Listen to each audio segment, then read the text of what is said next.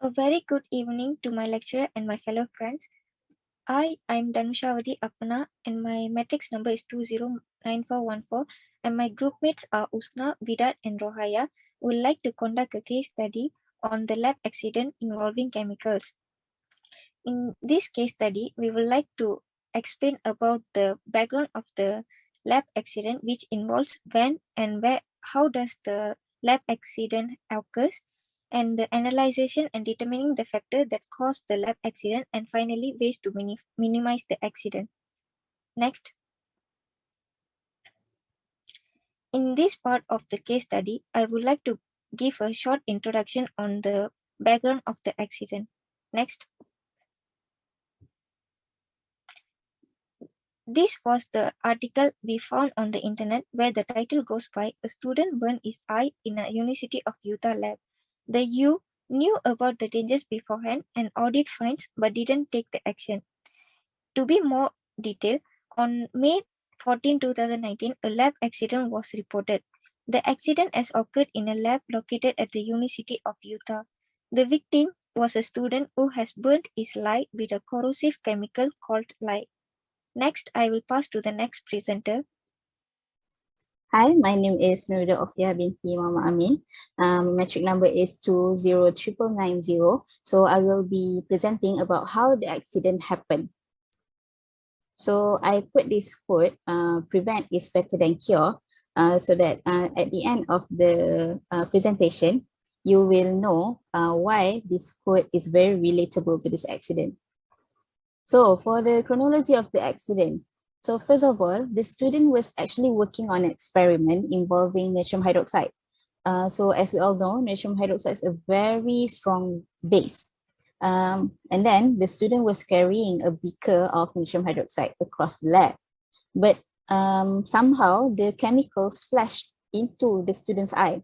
And then he ran to find the eye wash station in the lab, but unfortunately there was no eye wash station in that lab. So he ran outside the lab within the science building to find water to wash up his face, but he managed to find after 30 seconds, and he managed to also flush his face with water, but unfortunately it is already too late, as his cornea was already severely burned. Actually, 2 months before this accident, the lab was already inspected, and there are a lot of lack for a university research lab actually, but the administrators did nothing.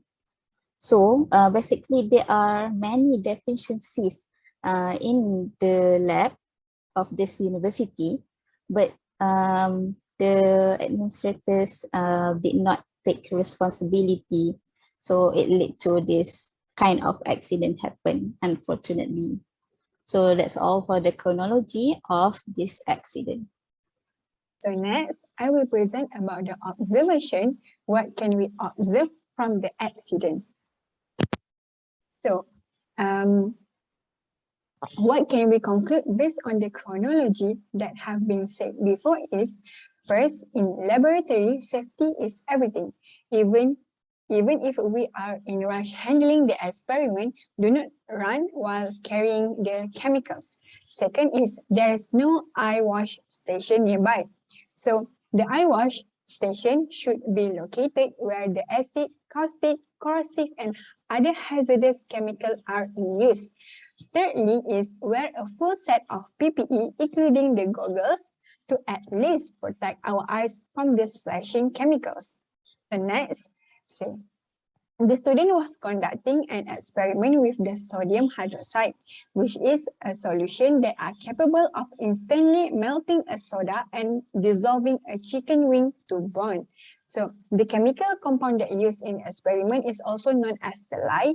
It's a perfect for research because it is so corrosive. And we know the corrosive substance are very dangerous to handle. So the problem is 2 months before that July 2017 accident, the lab was inspected and found to have 9 major deficiencies, including the missing eye wash, no chemical hygiene plan, no safety instruction, improper chemical labels, and no spill kit. A year after, those issues were still not resolved. So another problem is the biggest problem that highlighted in the audit where the researchers not completing annual safety training and not updating their chemical spill protocol. So the student that involved in that accident also working with the blood-borne pathogen, and he is not having the hepatitis B vaccine yet. And he is also not, we know that student that working with animals needs to filling out the health questionnaires, but he does not. So there's some problems that we can observe from the accident. So I will pass to the next presenter to recommend some steps to do to minimize the risk of accident. Thank you. The last part of the presentation is about the recommendations of what can be done to minimize the risk of the accident from happening again in the future. The first point is the students must and always wear a full PPE set while handling and doing the chemical procedures in the laboratory, such as wearing lab coats, wearing goggles or face shield, wearing gloves. The shoes must be closed shoes, and the last one is wearing a mask to prevent any chemical become in contact with the body or our shirt. The next one is the eye wash station and sink. The lab must be constructed with the existence of sink and eye wash station as the main source of water, because if any chemical spill or chemical splash happen, the student can wash off the chemicals from their body as soon as possible and quickly to minimize the severeness of the damage. The third one is the laboratory officer. The lab officer must be present during the experiment session to supervise and observe the students and to prevent the students from doing any dangerous chemical procedure. And the last one is the safety manual.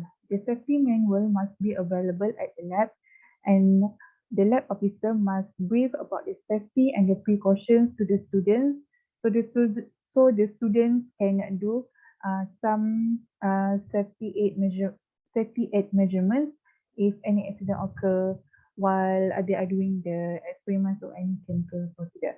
So that's all from me. Thank you.